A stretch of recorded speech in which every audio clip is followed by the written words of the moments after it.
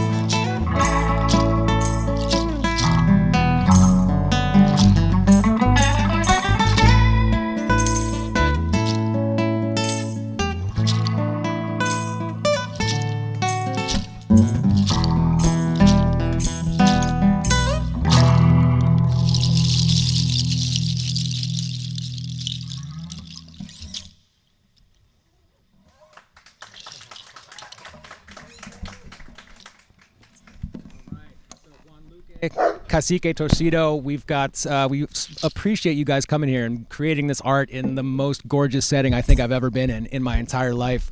I know the Cacique Torcido project and the alter ego, there is a big visual element to it as well. Clearly we've got this one-of-a-kind mask that's on right now. Can you tell us a little bit more about some of the visual elements that are combined with this project? Well, I come from a background of film scoring. I've been working in that for the last 8 years, so the visuals is always a part of the project, and we're creating a short film that tells a story about how this person has to come out and find its identity.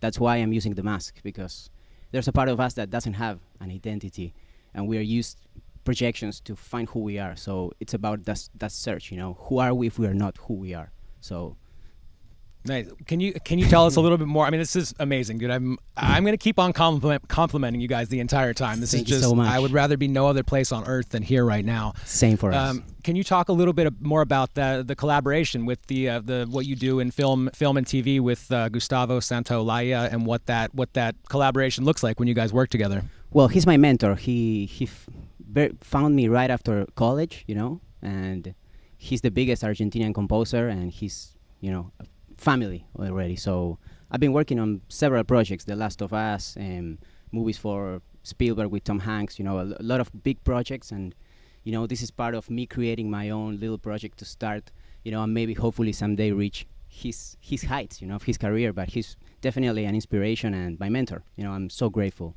that he's in my life. Nice. Well, hopefully we can play some small part in getting the word out about what you're doing with this project. Hopefully you look back on this in 5 years, see it, and say, yes, dude, we nailed it today. You're nailing it so far, and there's a lot of your music still to be shared, man. What's coming up second today? This one is called ¿A dónde vamos? So, which means, where are we going? It's a question. This is a good place to arrive at, so we're happy.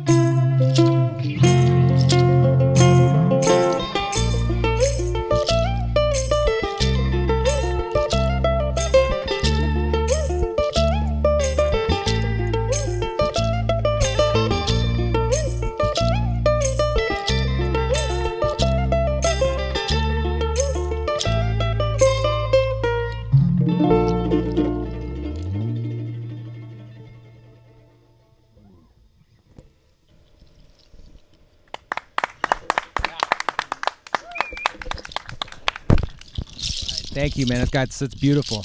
Can you talk to us a little bit about the sample that was played back and what that philosopher and his philosophy means to you and as it relates to the song also? That is an Indian philosopher called Krishnamurti, Jiddu Krishnamurti. And he actually has a temple, like an institute here in Ojai, in California. And he's one of the first gurus that I found that he is not a guru. You know, he doesn't want to be considered a guru because he doesn't want to be teaching someone something. He always talks about that you need to be your own teacher. So he just reflects on stuff, and I just love the way he speaks. He's a little bit hardcore, you know. He has no filter. He's like, you guys are messing it up, you know, right now. But I really like that, like, rawness in his way. So, yeah. Yeah, and that's, dude, that seems to me like the best philosophy for a teacher or a leader or anybody. The leaders who don't want it but are just called to it are the best ones. The people that are reaching for power and then get it, that's not who you want to be leading. Yeah, that's the future, but I think we need to do a lot of inner work. You know, we're still like struggling with so much ego and power, and we associate our success with power over others instead of over ourselves. So I think that's the journey, the search. Yeah, and I think, I mean, a lot of that internal struggle, it manifests itself on the planet, and the planet is screaming for a break right now, you know, and I feel like when those internal changes happen, that it's going to manifest itself externally also. Absolutely. Yeah. Nice. Well, thank you again for sharing this music, and we're only halfway through, man. There's still a lot more. What's happening third today? I'm going to play a song by myself here, but I want to take just a few seconds to introduce to this amazing band, my brothers, Martín de la Hache on bass, and Ezequiel Donovan on guitar. Thank you, guys. Thank you. We're usually a bigger ensemble with violin, clarinet, drums, and sequence, but, you know, this is the circumstance to do it a little bit smaller. I hope the music comes out anyway. This one's called Casa de Mamá, Mother's Home.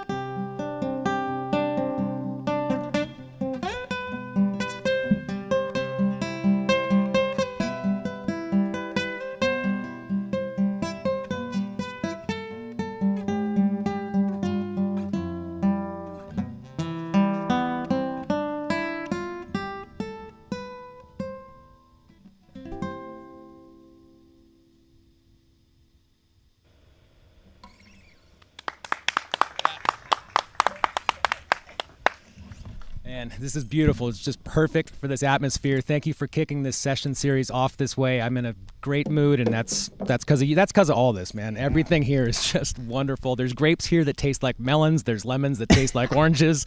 There's persimmons pomegranates over there, man. We're in good shape. Atrium Cultivation is right here on site. Thank you guys for pulling this all together, man. Thank you, Justin. This is an absolute delight. Thank you guys for having us. Yeah, I appreciate it. Thank you, Juan. Thank you, Brad. This is so insane. Thank you, Justin. This is beautiful.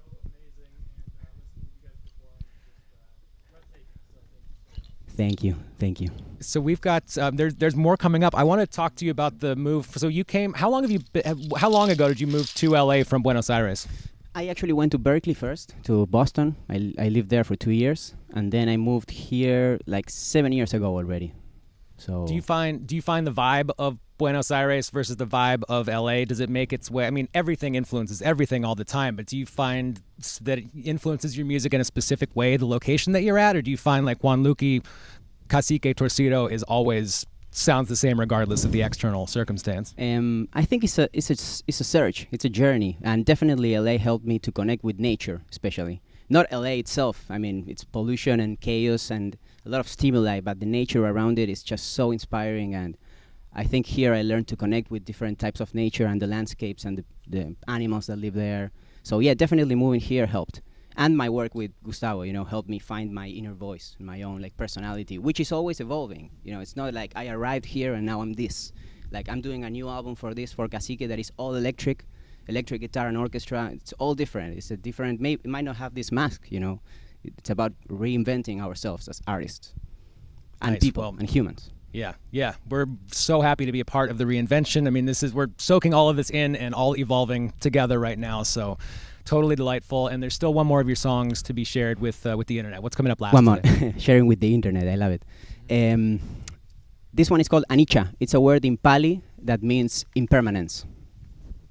And actually, when I wrote this song, I was thinking about how annoying impermanence is, like, oh, we need to be always changing and everything is so fragile and just an instant. So it's from that point, it's not like, oh, beautiful impermanence, it's annoying impermanence.